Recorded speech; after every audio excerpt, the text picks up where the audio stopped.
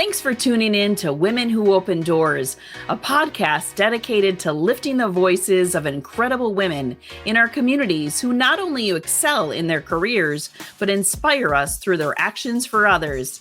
Hi, I'm Julie Collins, owner and coach of Not Magic, and it's my honor to help share the stories of these remarkable women. So without further ado, welcome to Women Who Open Doors. Well, welcome to Women Who Open Doors. I'm super excited to have another fellow marketing person on with me today. So I am joined today by Lori Highby. Lori is the CEO and founder of Keystone Click, a strategic digital marketing agency. She began her entrepreneurial journey back in 2008 at the start of the recession, good Lord, and has been able to build a thriving business since, crediting culture, growth, and education to her and her team's success. So we'll talk a little bit about that today.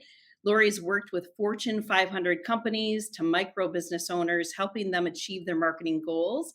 And as a fellow podcaster, I love when we do a crossover podcast. So this is super cool for me.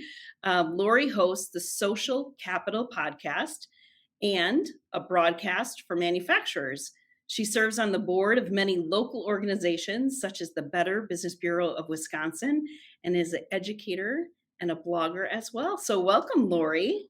Thanks for having me, Julie. I'm excited to be here today. Yeah, thanks. I'm excited to talk a lot about manufacturing and podcasting and just your wealth of knowledge because you've been on this journey longer than I have as an entrepreneur. So I'm excited to learn from you as well. So, let's go back and talk about that. I started my business at really kind of right before COVID, so that was a whole nother ball of mess to deal with. hmm But Oh talk yeah. about your journey. I mean, really starting at the beginning of the recession. So, what made you start and then, entering into recession, what was that like for you? Yeah, so I'll transparently say that I wasn't as keen as to what was happening, to our economy at the time that I was doing it, but I Sure. was more focused on where I was professionally and the organization I was at professionally. I felt like I was, hit the glass ceiling. It was another marketing agency, and they were very much traditional marketing. And I had experience in the digital space with websites and email and social and whatnot, and found that it's way cooler than putting a billboard up or taking out an ad in a newspaper. So I was looking for a new job, but I was really struggling to find a new opportunity because of obviously the recession that was happening. But I was just at a point of not being satisfied with the work that I was doing, and knew that I had some contacts through my past networking, and I decided, I'm going to just reach out and touch everyone that I know. Literally, I sent a snail mail letter, which I think is funny because I told one of my guys on my team that now he's like, "What's snail mail?" You don't even know Snail what it mail? is. No. So that dates me a little bit, but yeah, I put Right. a letter in the mail for that went, it gets actually delivered by United States Postal Service.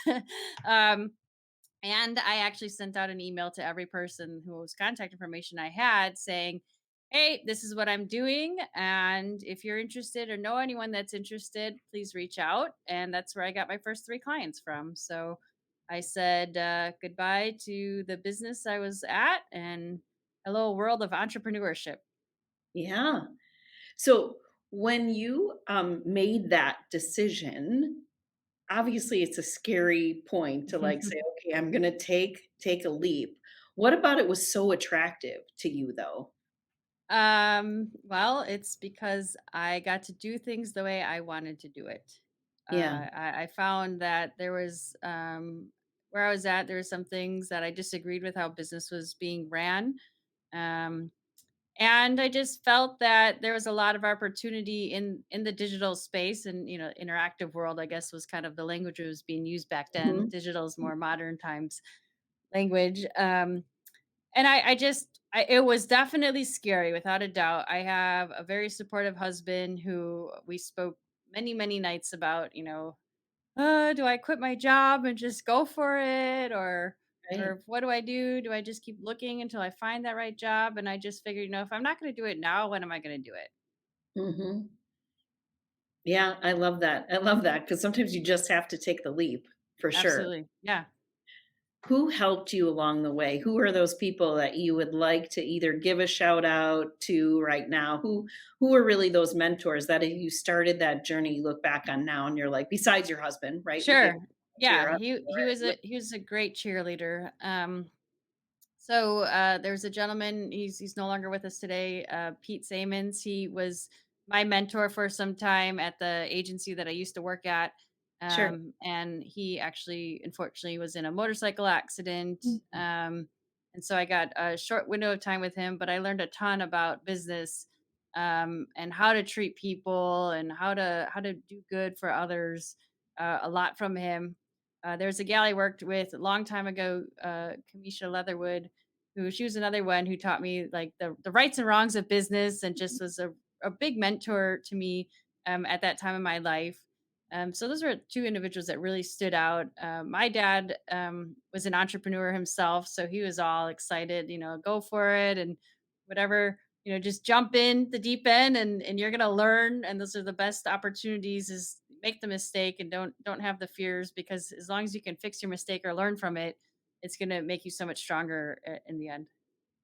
Well, I imagine watching him as an entrepreneur gave you some courage too along the way, not just his cheerleading. Do you remember back to when you were a kid watching him, do it, or did you even understand it at that time? I don't think I really understood exactly what was Yeah. going on at that time, but I watched him from a like a networking perspective, and he was a really good people pleaser and had tons of relationships and established a lot of a trust with individuals, and I saw how he did that, and I kind of learned a lot about building relationships from him. So I appreciate that mentorship that I've had from him over time. Yeah.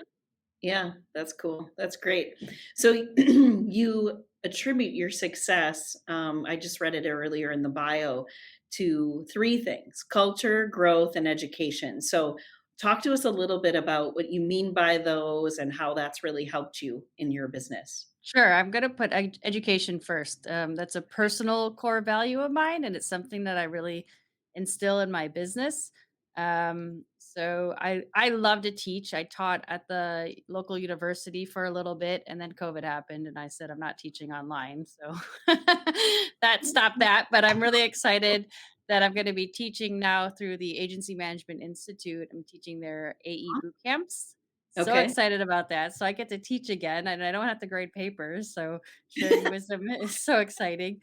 That's good. We've always had interns on our team, and I really push um, to help mentor them and help them, have as many opportunities to explore marketing, because marketing is so broad and what you can do with it. And I don't think a lot of the schools do enough to showcase the diverse opportunities that are involved in the marketing space.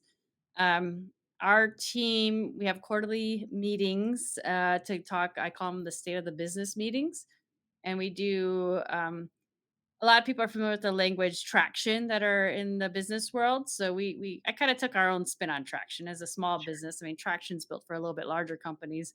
But we have quarterly rocks or goals, and everyone has a business goal, and then they have an education goal. So I give everyone on the team time to focus on something that's going to help them either personally or professionally, and have a little bit of dedicated time.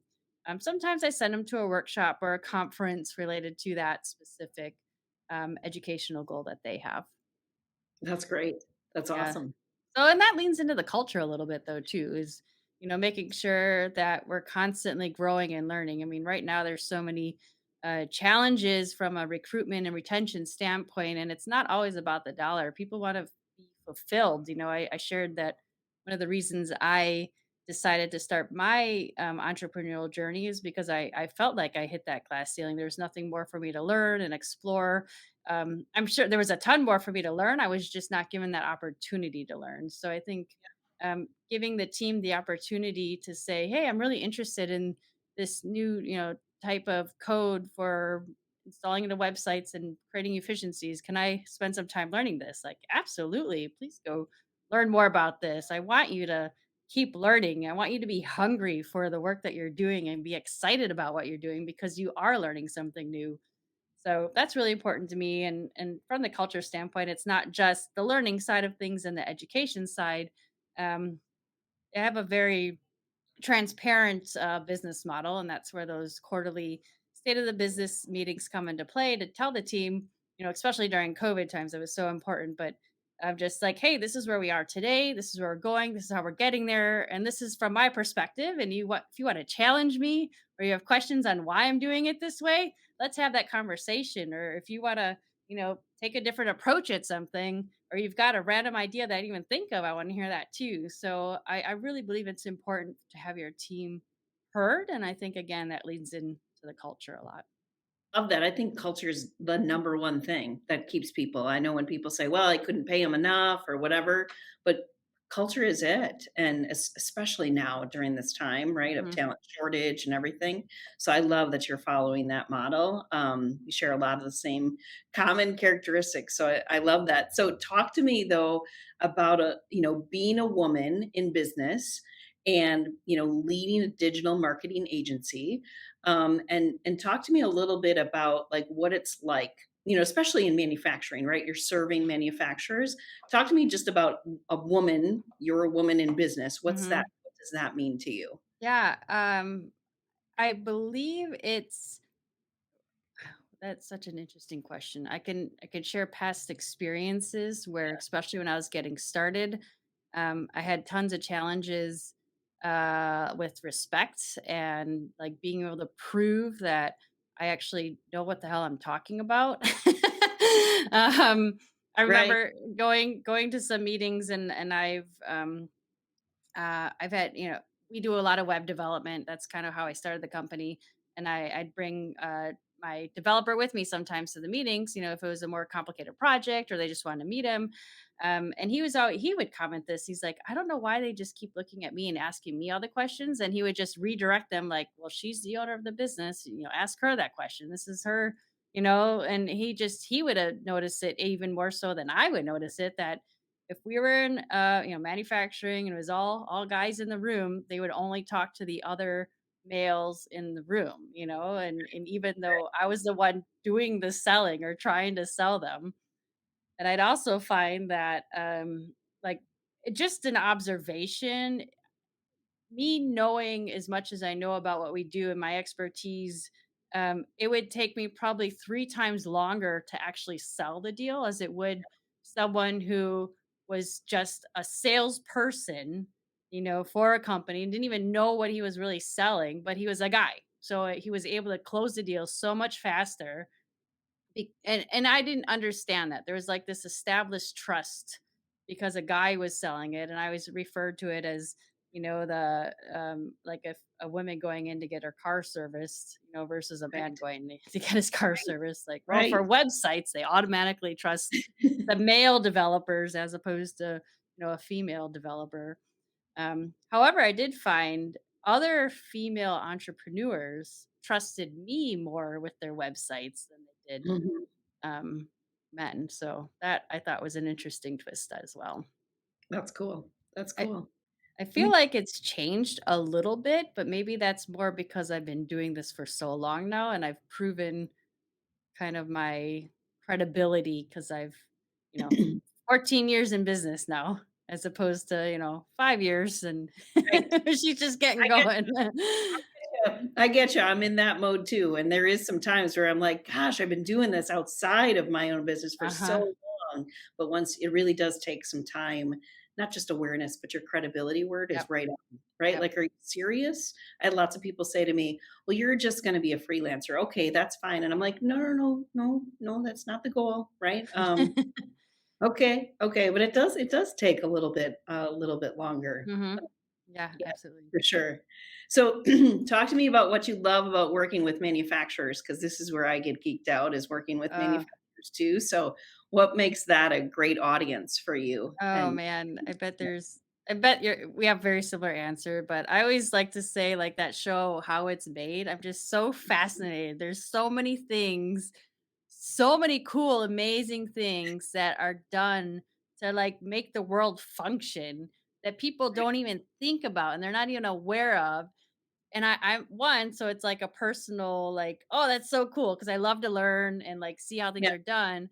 But the other side of that is that these manufacturers are doing a terrible job telling that story, and they need someone to help them show how amazing they are, not just at the cool products that they're making, but also that they're an amazing place to work. They have a fascinating culture. They've got great benefits, and they're doing really good things for the world. And I mean, there's so many cool stories out there that are just like hidden inside the owner's head. It's a terrible spot for So it to true. be.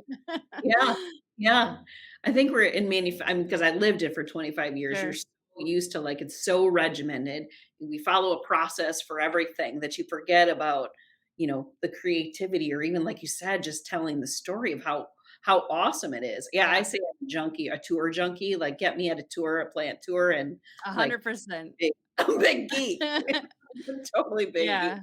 Yep. Yeah, yeah, that's cool. When talk websites with me for a few minutes because that's not our specialty, so Sure. we don't cross over there. But talk to me, like, what's the biggest piece of advice that you give to these manufacturers when you talk about their website? Because I think there's so many things that people don't know or they don't want to know. Oh yeah, man, I did a whole presentation on the biggest mistakes manufacturers make in their marketing. Yeah. But when it comes to your website, there's something that I refer to it as the billboard test. So basically, like you're driving on the highway and you see a billboard, you have 7 seconds to capture someone's, information or attention. Um, and a website's no different, honestly. If someone is looking for something, they click on your site and they're not finding what they're looking for, they're hitting the back button and clicking on a different search result or typing something else into Google or whatever it is. So there's three things that we look for, and that's basically like my initial test of, can I help these guys or do they already know what they're doing? So the first question is it clear and obvious what it is that you do? And you'd be surprised how many people are just trying to get really cute or clever. And it's like at the end of the day, if it is not obvious to me what it is that you do, it's not going to be obvious to the person that is trying to find the Right. specific solution that you're able to provide for them. So Mhm. that's number 1. Number 2 is, what proof do you have that you can actually do this? And that's where you get either, testimonials, or you have, here's the companies that trust us already, or any sort of media exposure or awards that you've won. That's really important to include that information because, as we all know, the internet has a couple lies floating out there. So we wanna make sure that when we land on a website and, "Oh, these guys can do this," how do I know I can trust them? So you need some sort of validation there. And the Mhm. third thing is, now that you've proven these things, you can do the thing I need you to do. And I at least have some sort of credibility or trust established with you. What is the next step that I need to take in order to have a conversation with you or learn more or buy now, whatever it is? That call to action is missed more times than you believe, actually. Yeah. Yeah, great advice, great advice. Even the billboard, I have said to people, like, yeah, it is a billboard, but also, like, it has to connect to other things, back to your Hmm. point, like, it has to be a little bit more comprehensive than just that, Yep, right? So totally.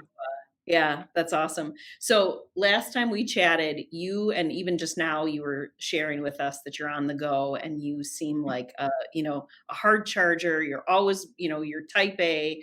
So what do you like to do, Lori, for fun to kind of wind down if you do ever? I What do don't you do know if it's winding down, but to relax, um, disengage? yeah. The things I don't do that I get the things I do that are not work related. We'll just position it that way. That's fun. um, I play hockey. I do a ton of biking, road biking. I love to cook. I love to travel. Um, I when one day I'll get back into painting again. I just like to constantly do things. Yeah. Not a Just, sit on the couch kind of girl, are yeah, you? I don't really wind down. I mean, I guess when I travel, sometimes it's fun to lay on the beach, and but Sure. if I'm in the beach, I want to, go snorkeling or scuba diving, or like, there's always something to do. Yeah. Yeah. When we had chatted, you did mention hockey, and earlier in the conversation, you did talk about your dad. And I remember you talking about the hockey scholarship fund. Yep. Tell us a little bit about that. Oh, my dad passed 5 years ago, an unfortunate motorcycle accident. And he was a huge fan of hockey. He played hockey, he coached hockey. He's got a ton of respect from a number of, I would say, probably in the thousands of players that he's coached over the years. And I've heard amazing stories from past people that he coached where he's like, he wasn't just a he didn't teach me how to play hockey, he taught me how to be a man, like, just, like, he Mhm. taught me life skills too. I'm like, "That's so cool." But that was his world, that was his everything, and so my family had started, it's called the Joe Cocky Memorial Hockey Scholarship Fund, and we host a couple events annually where we raise dollars, and then we, give out scholarship money to, youth in the greater Milwaukee area that are looking to be able to play hockey, but their family situation is got them in some financial strains, and it's been very rewarding. And we've given out over, I'm pretty sure it's like over $20,000 since we started this, which is That's fantastic. awesome. That's great. And what a great memory of your dad too, to kind of Hmm. live on. That's really cool. Yeah, thank It's you. very cool. So you've been in this entrepreneurial journey. You don't sit still even when you relax. That's cool. So talk to the entrepreneurial community for me, because a lot of times I get the question of thanks for doing the podcast because I don't think I could do what you do. And my immediate reaction usually is yes, you could. So stop there before we go any further. But I always ask people that are on the podcast with me, like, what's your advice to that group that's ready to take the leap or in the middle of it? And, even people like myself, right? We're just in the third year. What's your biggest, Sure. largest piece of advice that you give to entrepreneurs? I would say don't do it alone. There's that phrase that it's lonely at the top, and it took me a really long time to one understand what that meant, and to figure out that it doesn't have to be that way. So find like-minded individuals, surround yourself with other entrepreneurs. I'm in a mastermind group that's with other marketing agency owners from across the country, and I've been doing that for 8 years, and I love it. That's where I've learned so much. Mhm. um, but surrounding yourself with others that are kind of walking in the same shoes that you are, or maybe they are 10, 15 years ahead in their journey, but they were also in your shoes at one point, and can maybe help you solve some of those problems. The other part of that, don't go it alone, is you don't have to do everything by yourself. Mhm. For some reason, I thought that I needed to manage all of the financials in the business. That was just foolish. My brain doesn't work that way. I'm a creative marketer.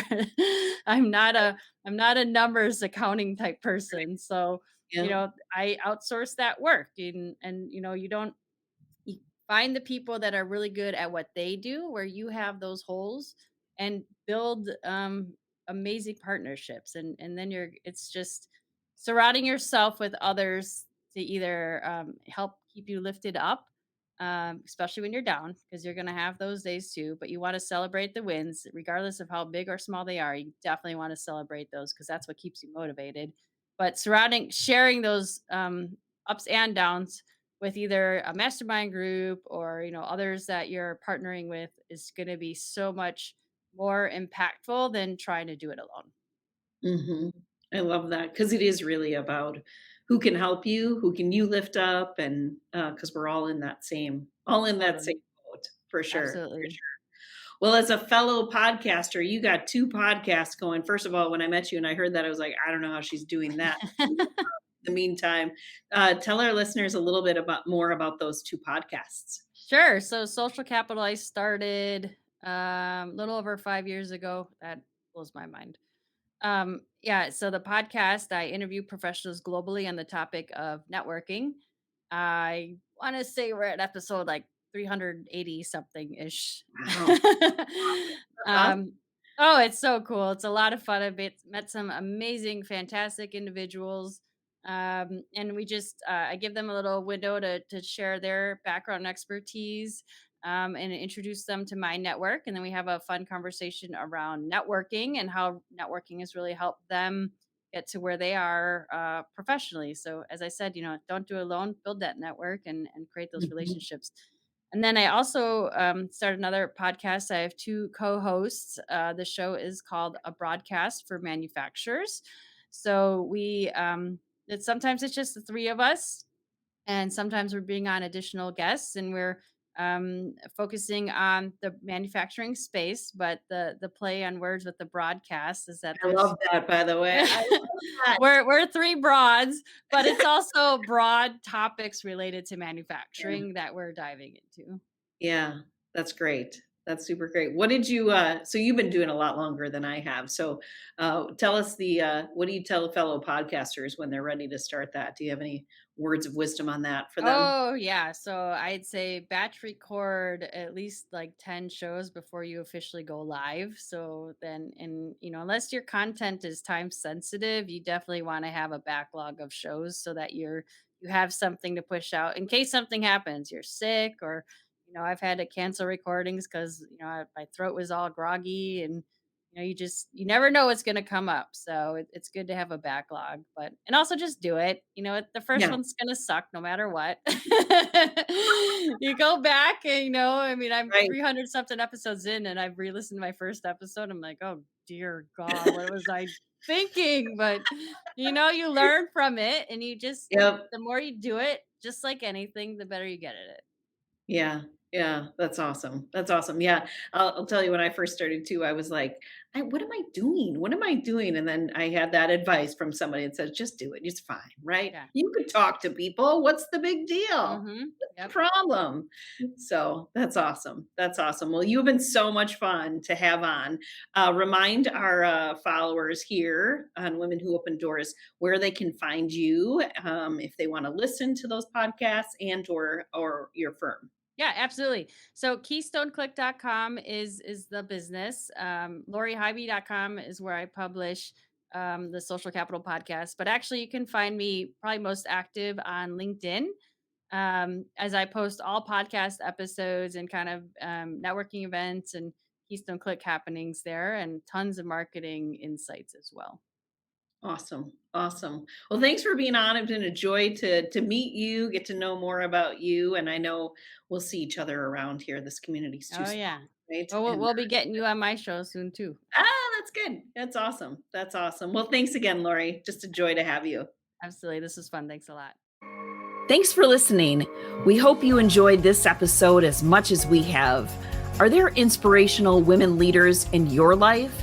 Recommend them for this podcast by emailing me at jcollins@knot-magic.com and telling me why they're the perfect person to be featured. And please leave us a review on Spotify, iTunes, or wherever you find your favorite podcasts to help us share these amazing women with others.